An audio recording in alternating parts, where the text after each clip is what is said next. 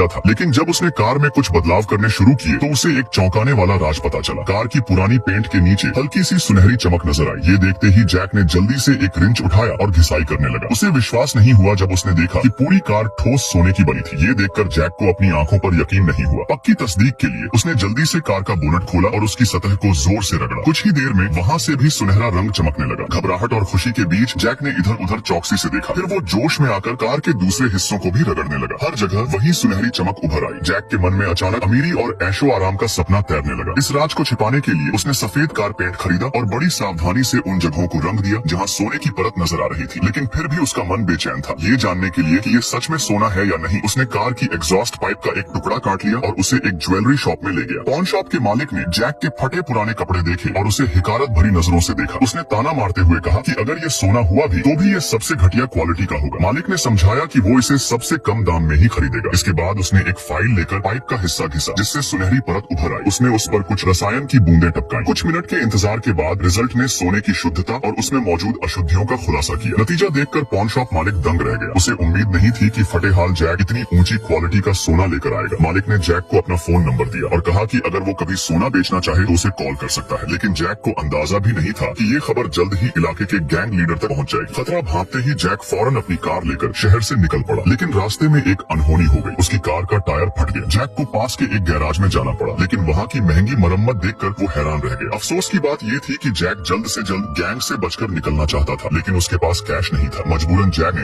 अपनी कार के exhaust pipe का सुनहरी टुकड़ा देकर मरम्मत का खर्च चुकाने की पेशकश की। शुरुआत में गैराज मालिक टॉम को यकीन नहीं हुआ, लेकिन जब उसने सोने की जांच करवाई तो उसे यकीन हो गया कि ये असली सोना है। इसके बाद टॉम ने जानबूझकर जैक को किनारे बैठने को कहा। इस दौरान उसने अपने स्टाफ को कार को वर्कशॉप के अंदर ले जाने का आदेश दिया। मैकेनिक्स ने कार को ध्यान से चेक किया और जल्द ही उन्हें कार का राज पता चल गया। उनमें से एक ने फौरन टॉम को ये खबर दी। ये सुनते ही टॉम के चेहरे पर लालच भरी मुस्कान फैल गई।